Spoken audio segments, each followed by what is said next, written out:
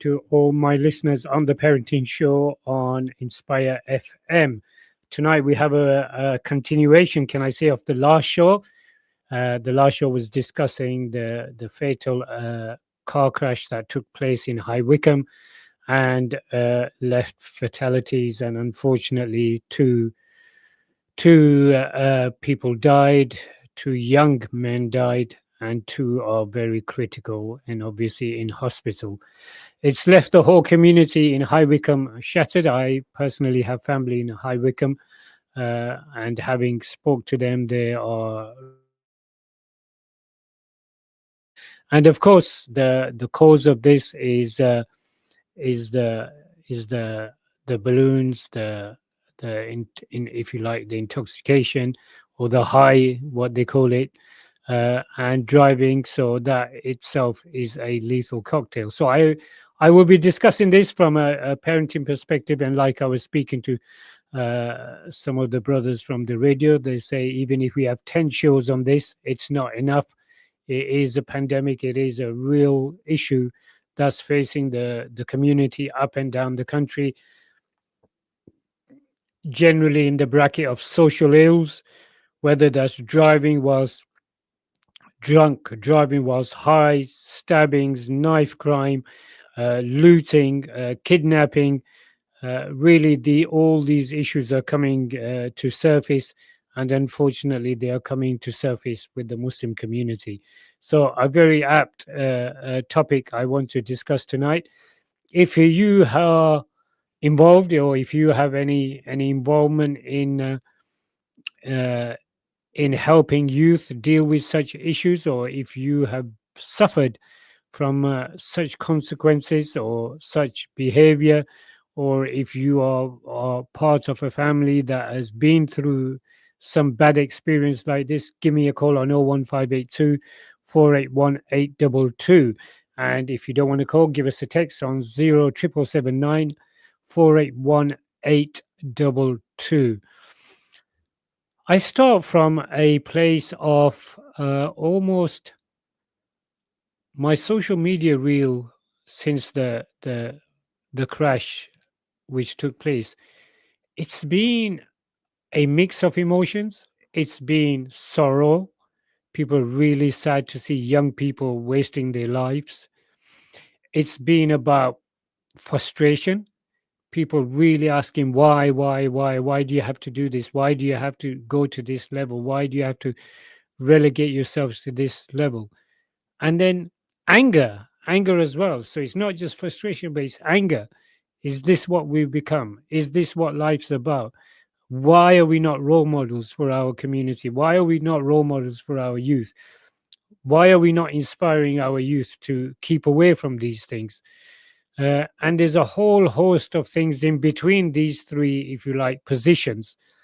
So the first one, of course, is sorrow. The second one is frustration. And last one is a lot of built up anger that we are almost failing our youth. And this is a very important topic, actually. If we feel, or the community feels, that we are failing our youth, give us a call on 01582 481 822, or give us a text on 07779 481 822. Where do we start unpacking this? I mean, I think the obvious place people would start from is trying to pinpoint why this behavior occurs.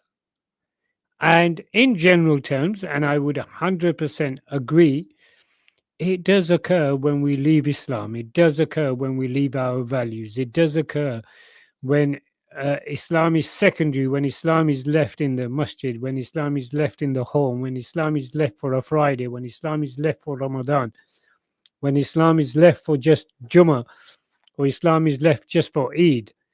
And even, unfortunately, even on Eid, I do not want to talk about the statistics of Muslim youth who are intoxicated on such a blessed day. It's saddening. And it's easy for me to sit here and scorn the youth and attack the youth and tell them to wake up. And it's correct, they should wake up. But I don't think it's the whole picture. I don't think it's just the youth that needs to wake up. So we got to start from what's happened, what's gone wrong, where, when did this start, really becoming an issue? And this is my view, I would start from, I think it's not unique to the Muslim community. The motivation or the root cause of getting high, whether you're behind the wheel or not, the root cause of staying high, the root cause of getting your next kick, the root cause of being intoxicated, the root cause of uh, being drunk, the root cause of being high with substances, the root cause of a lot of these things. Actually, I put it at the doorstep of a problem that wider society suffers from, and that is we've got no more anchors in life. And when you've got no more anchors in life, life generally gets very, very boring and monotonous.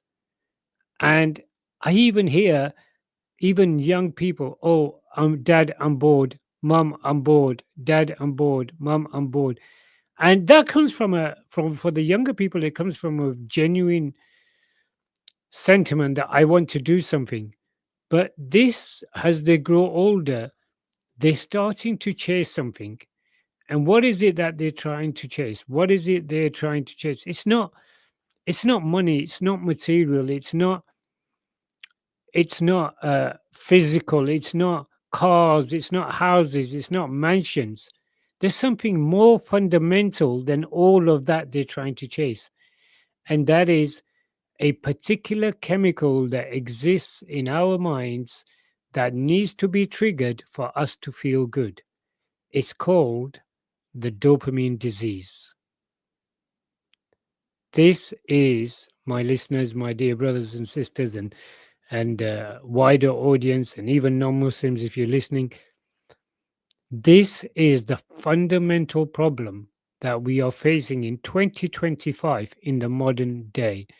Is that until I do not get my dopamine fix in a day, I'm going to be miserable. I'm going to be sad. And just for the listeners, just to break this down, it's a particular chemical that resides in the body of every human being, and once triggered, that human being feels good. So it could be that someone has praised me, I feel good about myself. It could mean that someone said something good about me, it triggers that chemical. It could mean that someone says they like my car, it's triggered that chemical. It could mean that somebody's put simply down to somebody has pressed the blue thumbs up button on my Facebook post, and that's my trigger. Oh, I feel good. Or someone's made a comment saying, excellent picture. I love this picture. Oh, this is beautiful. And it triggers that chemical. Now, there's nothing wrong. Very natural for people to feel good when praised. Very natural for people to feel happy when they are praised. And people should praise each other. But it doesn't stop there. It's, I want constant gratification, constant praise, constant fix. I want my constant fix. So when we talk about life throws you curved balls, and sometimes it throws you strawberries and berries and sweet tasting fruit, and then it throws you bitter tasting fruit. We've come to a juncture in the world, even not just in the Western world, but generally globally, that we don't want to taste the bitter fruits of life. And it's almost that we are always chasing the sweet fruits. And that's where the problem comes. So, praising people, um, acceptance of the good you've done, that's not the problem. The problem is when you can't turn that off, when you expect every single interaction of yours to be a praise, to make you feel good, to make you feel great about yourself. And that's where, my dear listeners, that's where it all starts. Is a world where we live that lacks a moral and spiritual compass, that lacks moral and spiritual anchors to actually say, you know what, today It's been an absolutely awful day, but I got through it. It's not about that. It's today's been an absolutely awful day, and I do. I mean, it's the reality, so I'm not going to apologize for my words. It's been a horrible, awful day. I am going to go and get hammered on some substance. It's been a horrible day. I'm going to take to the bottle. I can't wait till I get home tonight and have my spliff, or have my bottle, or have my balloon, or have my whatever it is. And that's the problem, that we can't take horrible days anymore. As a race, as the human race, as young people growing up. I mean, I grew up, my if I was to give you an insight into my childhood was, we were very, it wasn't, we weren't exceptionally, we weren't like middle class, we weren't rich, we weren't, upper class. Generally, our diet consisted of potatoes, um, and my mother did a fantastic job of raising 9 children. It wasn't easy, and I remember very clearly, and it might be a shock to some. Sometimes for us, our Eid clothes used to be our school uniform, and that was the level of, the lack of funds, or the lack of money we had whilst growing up. However, there wasn't a day in our life where we felt empty or not loved, or we had these modern day conundrums going on in our mind. uh, Mom doesn't love me, dad doesn't love me, uh, brothers don't love me, sisters don't love me. We never had these conundrums going. I'm bored. We never had these conundrums going on in our minds that, uh, no, I'm at loss. I don't know what's going on in my mind. I don't know. I can't answer some of these things. Life is very difficult. And life, in real terms, life was very difficult. Very difficult. If I give you an insight to the listeners, if I give you an insight to my early years of my life, it's not the poor, downtrodden, no opportunities. Uh, it's just, no, it wasn't. It was actually, I had a very fulfilling life, in the sense that I had a lot of love around me. I had a big family, brothers and sisters supporting around me. Okay. But the most important thing is that we never were at this crossroads. Oh, I can't do it. Oh, I don't know. I don't know. Even simple things today, you ask some of the young people, what would you like to do when you finish college? I don't know. What would you like to do when you finish school? I don't know. The get up and go, the focus, the meaningfulness, the richness, the substance behind the body, it's all disappeared. And that's not the individual youth are bad, nothing to do with the individual youth. The community has to recognize something, and it has to actually deal with this thing. Over the years, society has evolved to a point where everything is about chasing the happiness. And society doesn't want to talk about the bad days, the dark days, the bad times. It doesn't want to talk about that. Now, let me give you a very clear example. If you go to your social media reel and you'll suddenly see this life coach, right? And this life coach is selling him or herself as, I've made it, okay? And you'll see the life coach. They will be on Jumeirah Beach, or they'll be in an apartment in Dubai, and they'll have the Rolex, and they'll have. I mean, life coach. You're selling yourself as a life coach, but yet you've got all of the. That's not life coach. That's called, uh, pardon the pun, but that is a car crash waiting to happen. If you are selling yourself as a mentor, as a as an influencer, as a role model to young people, with all this around you, coming out with your mantra about I've made it in life, it is such a wrong place to start. It is such a horrible place to start. That is not what we want to teach our kids, because you know what's going to happen? That Rolex replaces all the substance that you could have passed or you could have taught this child. That apartment in Dubai, that the Turkish teeth and the Turkish hair and the and all your treatments and your car and your income and how much you're making a month, all that speaks much louder than actually the effort that's put in. And then for the youth, it becomes chasing, so I gratification. I want this. I want this. I want this gratification. It's got nothing to do with real life. So my plea out there is, especially for the Muslim community and generally the community at large, do not set these kind of false standards to your children. Don't show them these, like, look at this guy, he was in a council house and now look at him, he's in Jumeirah Beach and he's driving and you can have this. Don't set these aspirations.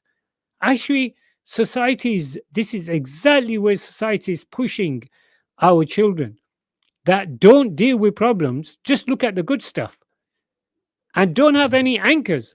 For me, a life coach would stand there and say, look, I still live in a council house. And you know what? I did lose mum and dad. Okay. And I have fallen out with some relatives. Um, and I did face financial problems. And I was out of a job for a very long time. But you know what kept it together for me? I knew that I had to answer to Allah. I knew that if I fall out with my brother more than 3 days, then Allah will ask me. I knew that rizq is from Allah. That's why I kept on applying and applying and applying and applying. So He takes away all the Superman talk and takes away all the look at my wings, they're like Batman talk. And he becomes a real person.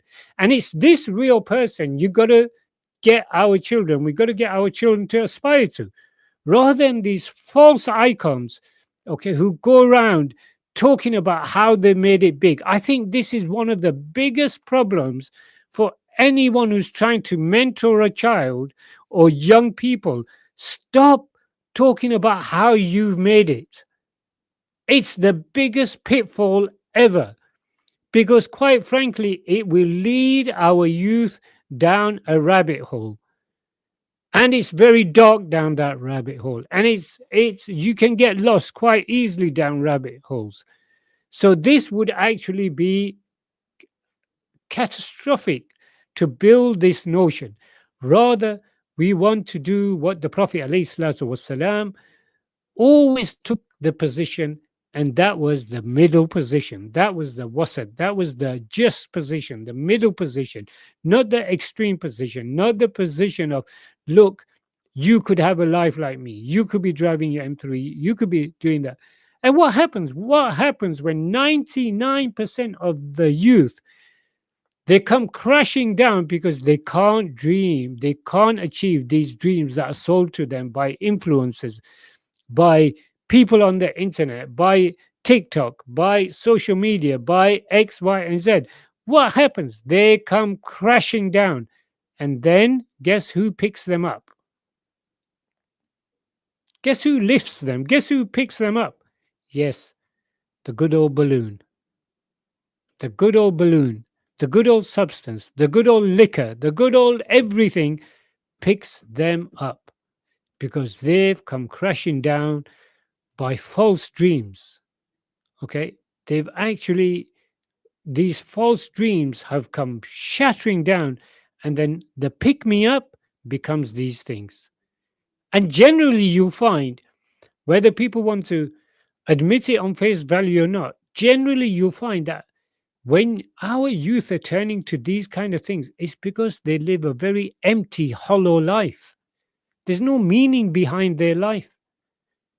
There's no engagement, there's no discussion, there's no purpose, there's no richness, there's no substance behind their life. And all they end up doing is chasing the next fix of their dopamine, i.e., the next fix, the next high, the next I want to feel good, I want to feel good.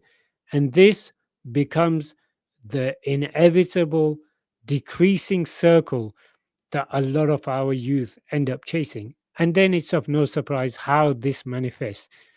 unfortunately, it manifests in stabbings, it manifests in burglary, it manifests in car crashes, it manifests in what we just seen on the weekend in High Wycombe, and what we saw on Eid in Bradford, and what we saw on Eid in Stockwood Park, and what we see every day here, what we saw outside one of the mosques in Luton after Jummah, people yielding knives, people, because there's a hollowness, there's an emptiness, and that emptiness needs to be filled.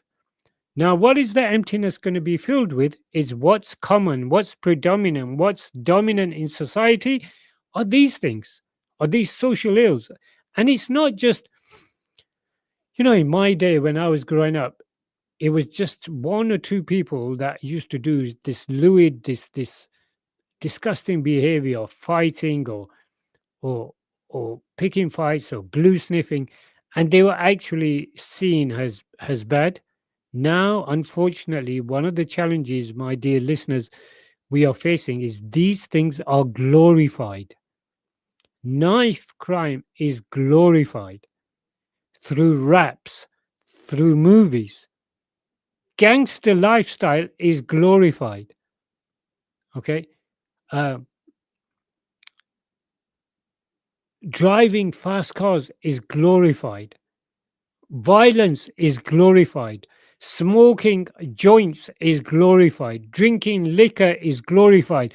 And in some instances, I'm sorry to say, but even beating women is glorified. Talking to women in a derogatory way, referring to them as a female dog, is glorified.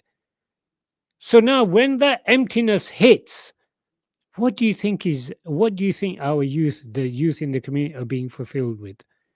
All the glorification of the wrong things, the glorification of all those things that work against the community, work against the youth, work against the parents.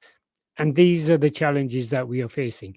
Again, if any listener is has a view on this, or any listener has been through some of these experiences, give us a call on 01582 481 822. And if you are shy to call, give us a text on 0779 or WhatsApp 0779 481 822. This is such an extremely important topic. And in the next half of the show, I want to discuss some of the other challenges that we face. But I just wanted to set the premise and the foundation as to why this happens. And it is the world and society at large, where we live, this part of the world, it's become a transactional society. Everything's about benefit, everything's about glorification. It's got so bad that if people don't hear something good about them, they go into this spiraling down mood, and it puts them off, and they want to always be recognized, always want to be the one who's like, yes, I'm recognized, yes, I'm the man, yes, people are talking about me. This is very, very dangerous. It's a very dangerous trajectory to be on, because this is what will cause a lot of emptiness, and it will cause a lot of self-esteem to come down crashing, where it ends up to be no self-esteem. And then, of course, the liquor, the substances, and all these social ills that are going around, all these substances and all the liquor, these are the things that will start picking up this broken person and putting him together and putting her together. But for what? For another big high, only to come crashing down. The unfortunate reality is that when these substances pick these people up, pick up our youth, and send them on another high, some of our youth don't come back, because they end up in the graveyard, they end up in a body bag, they end up at a janaza, and they don't come back. Or they can well end up in a hospital, they can end up with mental health issues. So it's very important that we give this topic what it's due. Inshallah, in the second half of the show, we will discuss some more challenges around this, and hopefully try to carve out a way forward. So do join me in the second half of the show.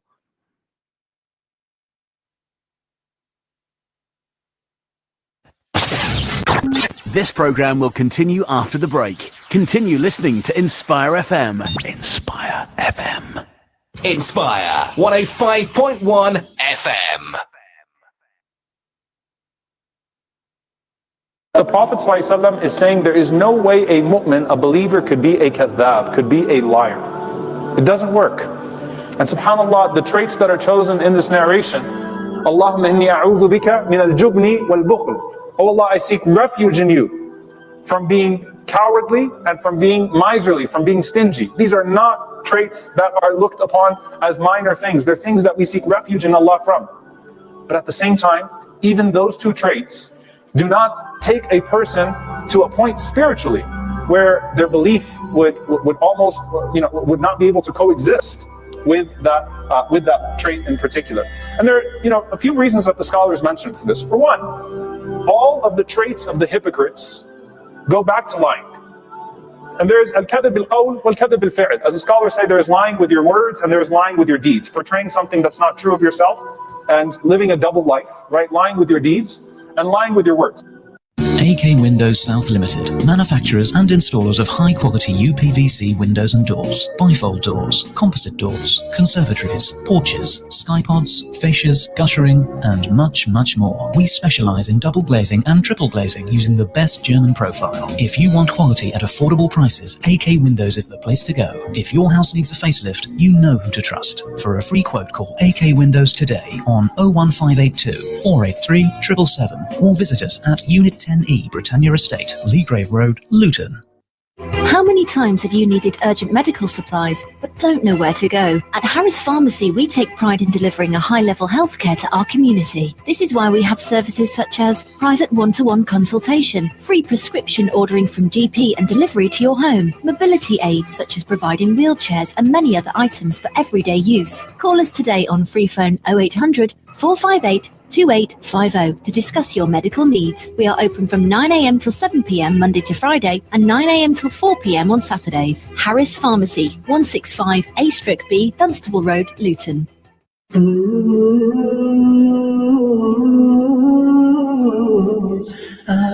Assalamu alaikum, I am Kamaluddin. You are listening to Inspire FM 105.1 FM.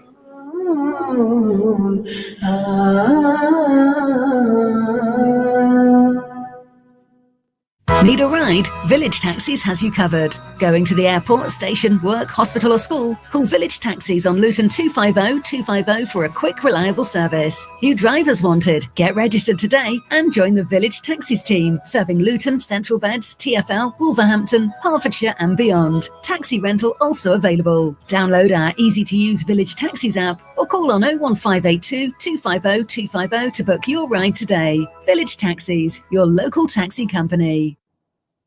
From the heart of Bedfordshire in Luton, this is Inspire FM. Have questions about Islam, looking for clarity and guidance? Tune in to the Ask Imam show on Inspire FM every Friday at 4 p.m. Join Imam Waz for a full hour each week where we will dive into important Islamic topics and answer your questions live on air. Listen, learn and engage. Tune in to Ask Imam, where knowledge meets community, every Friday at 4 p.m. only on Inspire 105.1 FM.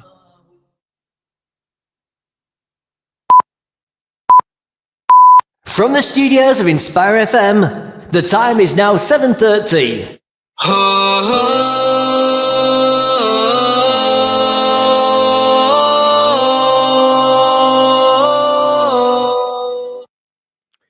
Assalamu alaikum and welcome back from the break. This is Ali on the Parenting Show at Inspire FM, discussing a very important issue today, discussing a catastrophe that happened, a really horrific event that happened over the weekend where we found that some youth were driving and were high on these, what they call balloons, and they crashed their car, was set on fire. Two youth have passed away. May Allah subhanahu wa ta'ala forgive them for their shortcomings on this earth and grant them a better abode than the abode in this life.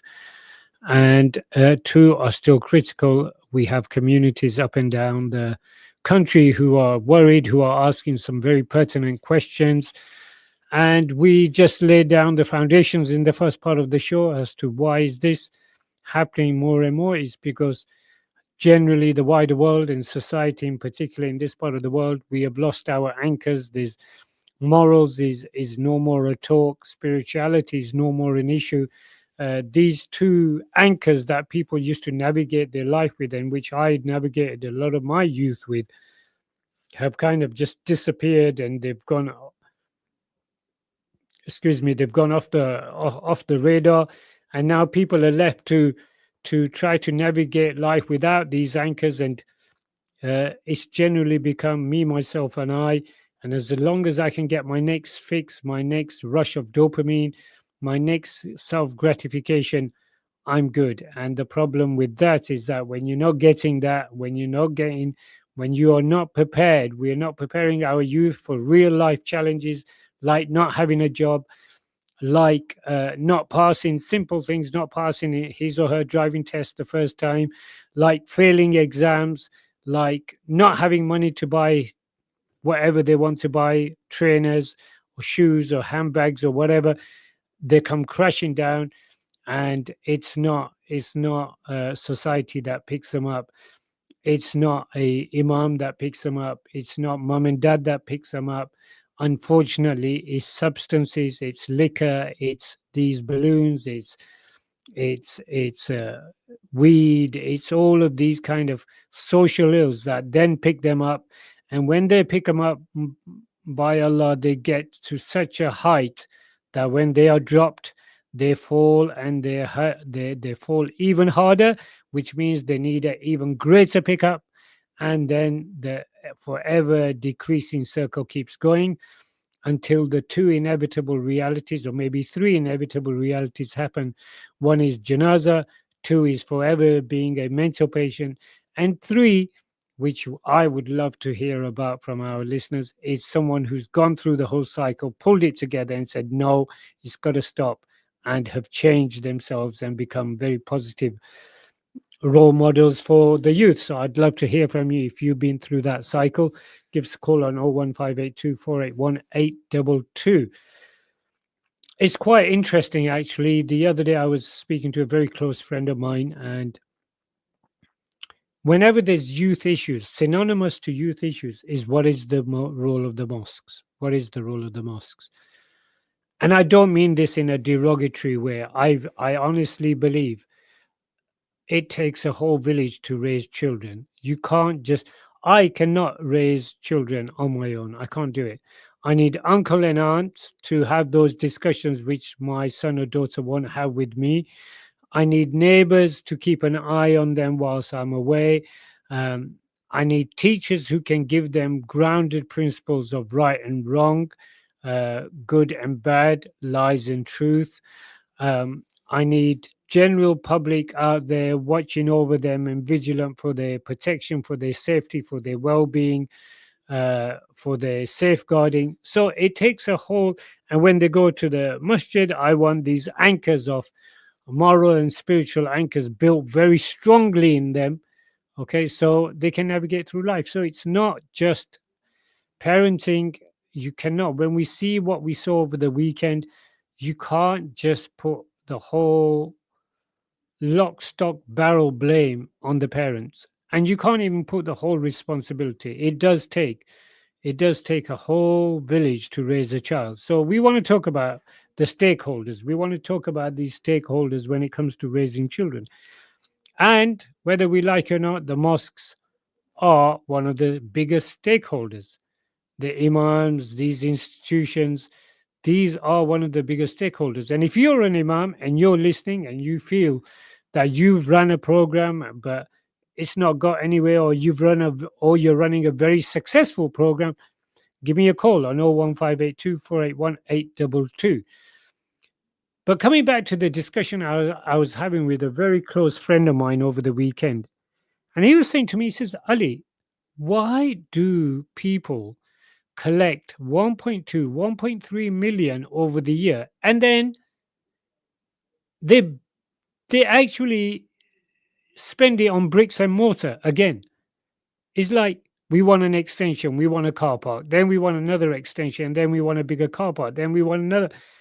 And I said, what's your point? What do you want them to do? And he was saying, why don't they buy land? Why don't they buy farms? Why don't they buy recreational places? Why don't they buy like acres and acres of land where you can have enrichment programs, where children can come in their holidays, where they can get close to nature, where they can deal with animals, where they can play football and play netball and play volleyball, but at the same time go and feed the sheep or the goats, and go and milk cows and go and ride horses. And where does this complex, by the way, does there a complex like this exist anywhere in England?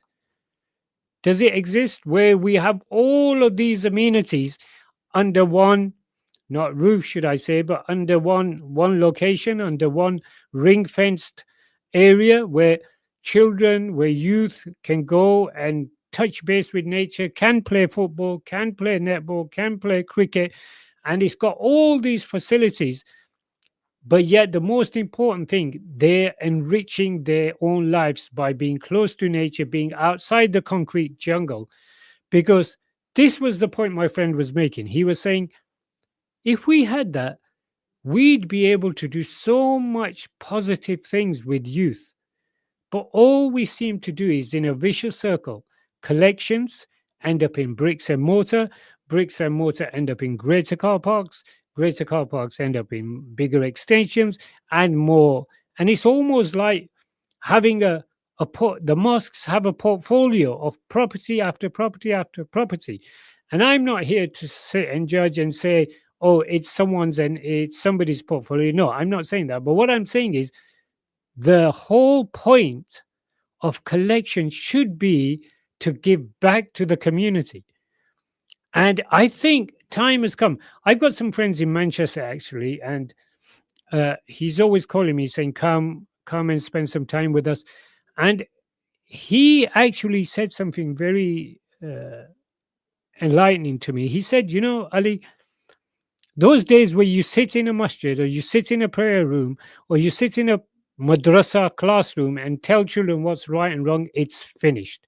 I said, what do you mean? He said, children don't learn like this anymore. Who actually learns by being lectured to anymore? Nobody.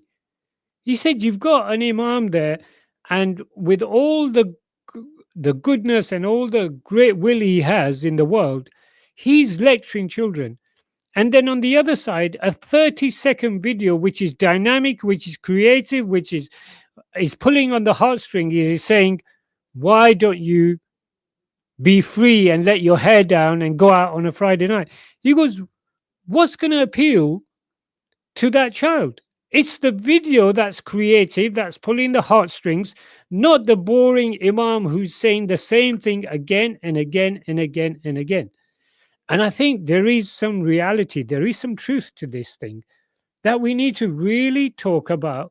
How do we, it's almost like, look, I remember when I was a child and we used to see people praying everywhere, on the streets, in the fields, in town centers.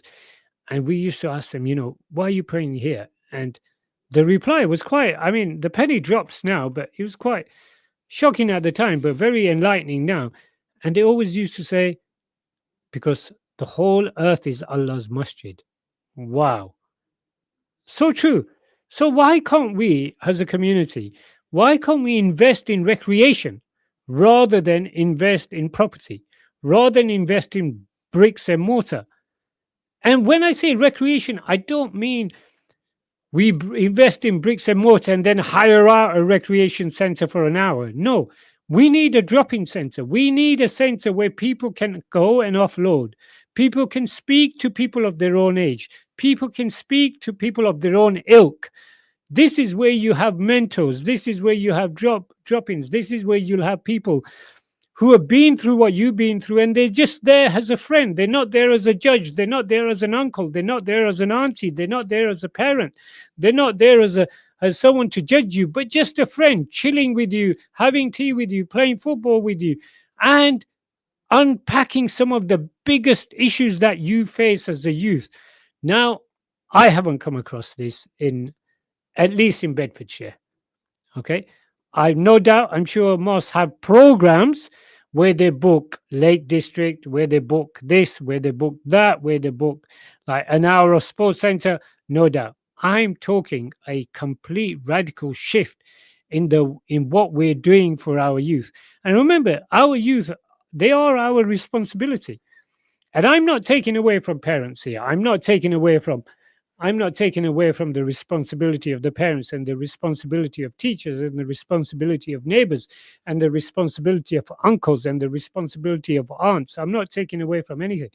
But I haven't yet in Bedfordshire seen a place where people can go touch base with nature, do their recreational activities, and actually feel they're not in an institution.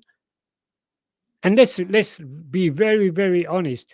The minute you walk into any masjid, most of them, I can't speak for all of them, most of them, you feel you're part of an institution. You walk into an institution.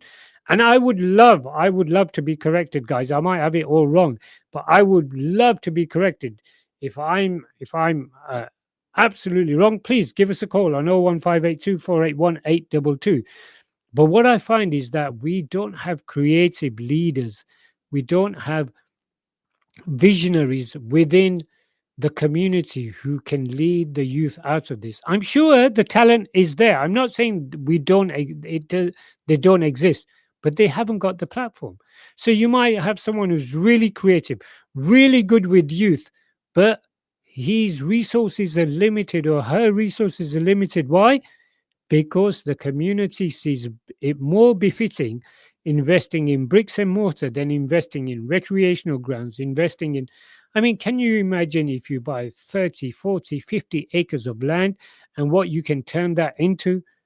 You can turn it into gardens, you can turn it into football pitches and five-a-side pitches, and you can turn it into horse riding arenas, and you can turn it into almost anything you want. That almost opens the doors for a whole set of different spectrum of people to come and engage on their holidays, just to pop in. And I find that these things do exist in wider society. And they do exist. They exist, like we have farms that in lambing season, you can go and see the lambs when the lambs are born in springtime, and you can go visit different farms. And I'm saying, why can't the Muslim community, why can't the leadership of this community invest in these things? By our very nature, historically, even, you know, now we've come and we're starting gaining to these 4x4s, and we've had a degree. But in origins, don't forget your origins. You were farmers. We were all farmers. We all had background of farming. That, my dear listeners, is going to prove to be more worthy of a Range Rover and a Land Rover and status and buildings and property portfolio if you honestly go back. And it may sound very simplistic and may sound very, very like, oh, that's a bit, you know, going backwards. Archaic is the word I'm looking for. It's not, because farming, nature, animals, trees, woodlands, butterflies, birds, streams, rivers, all of these things actually affect the heart. And we have youth today who walk around with no feelings. They don't care. They do not care. Some youth would not think twice about taking life. What do you think the state of that heart is? It's hardened. It's hardened with the concrete jungle around us.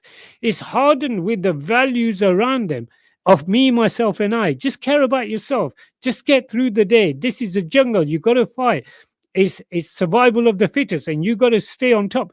This is all that's being pumped into him or her by media, by social media, by billboards, by the predominant popular culture in society.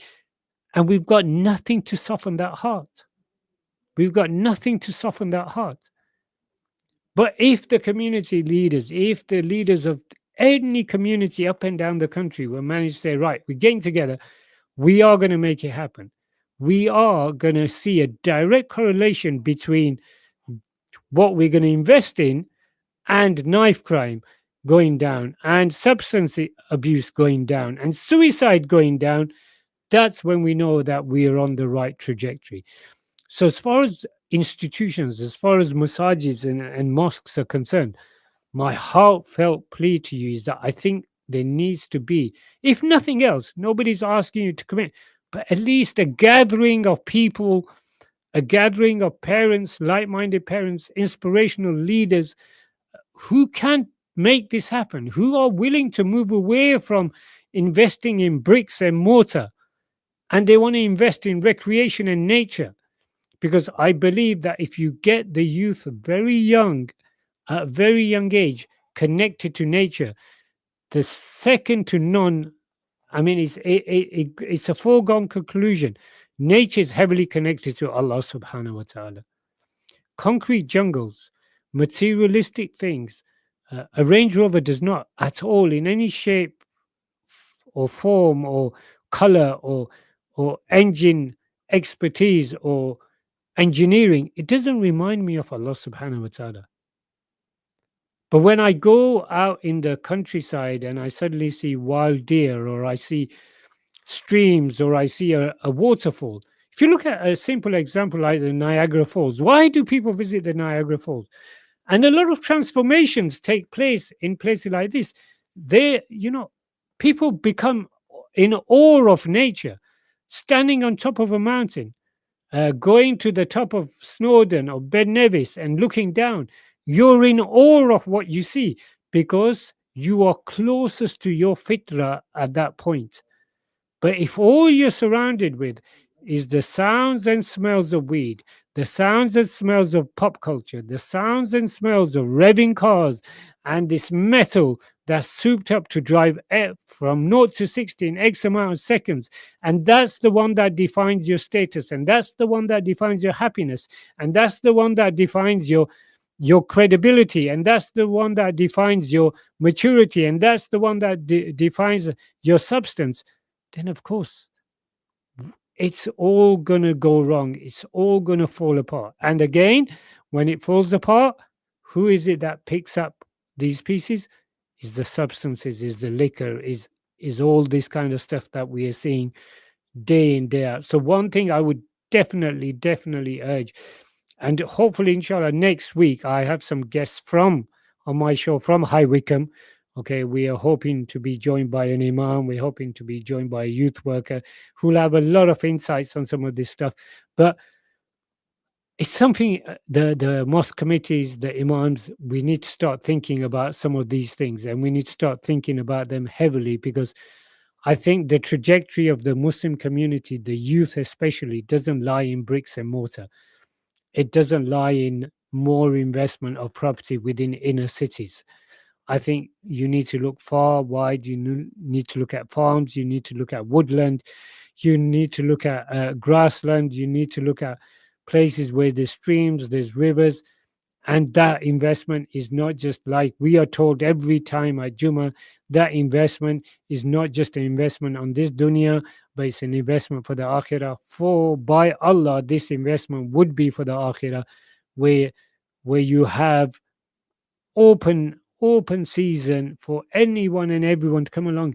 And if you think about it, these issues that we're talking about is not just Muslim-centric issues. Mental health, given the transaction, the materialistic society, a society that's got no moral, no spiritual anchors at all, everyone's suffering from mental health issues.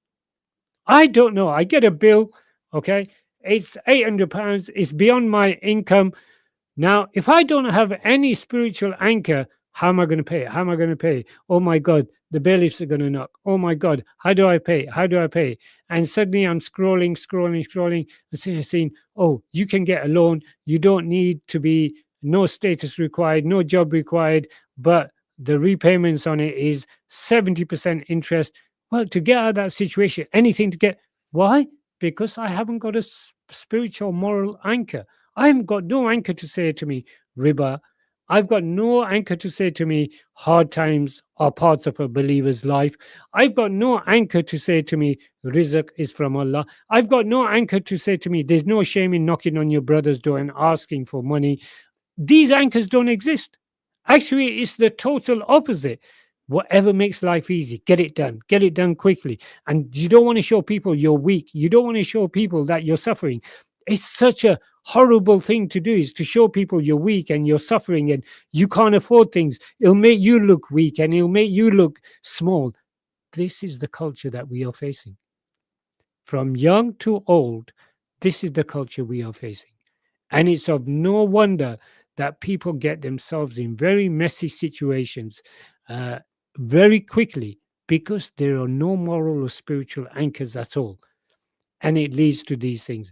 So I would definitely, the institutions in our community, I urge, I plead, for the sake of the youth, for the sake of, and then we will be able to measure. Can we actually say, and this is a very good litmus test I would put out to the community is, and to the listeners, when you start an initiative, can you categorically see the correlation between your initiative and the decline in these social ills amongst the youth?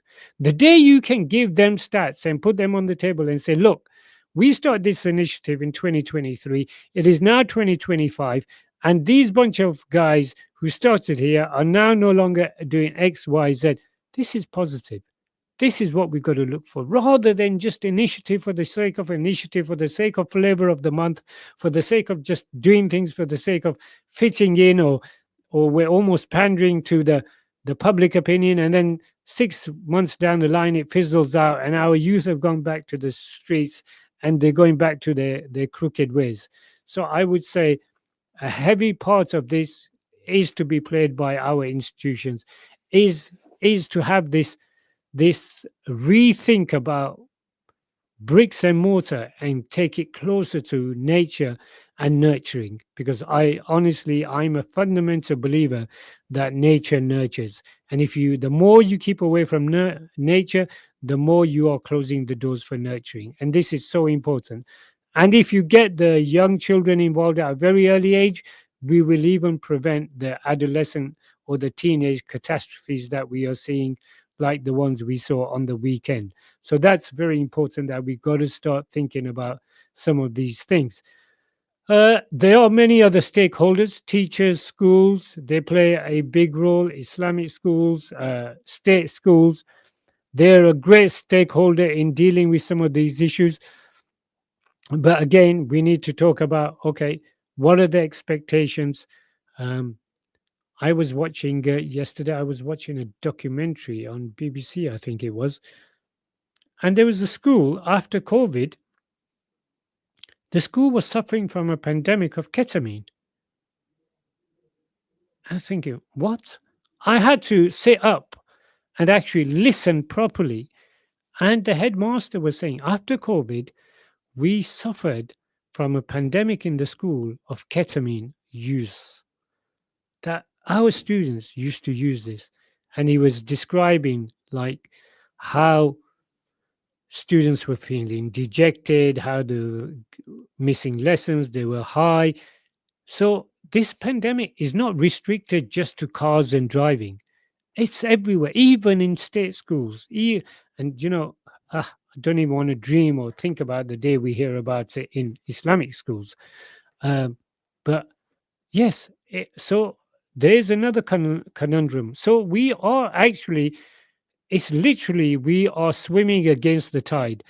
I would love for people to participate in this discussion for the sake of having a productive outcome and doing some initiatives within the community, so we can try to prevent some of these issues and become real role models. I think my time's out, guys. I look forward to next week's show, where we will have some people from Wickham discussing these very pertinent issues. Until then, please become a role model for your children. Stay safe and keep close to your children and become their best friend. And may Allah subhanahu wa ta'ala keep you all safe and keep you blessed. Until next time, big salaam alaikum from myself. And I pray that Allah gives us life, inshallah, to talk again next week. on this pertinent issue. Assalamu alaikum wa rahmatullahi wa barakatuh.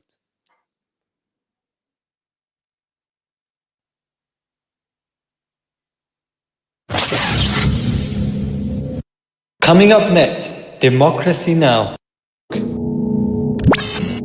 This is Inspire FM. Inspire FM.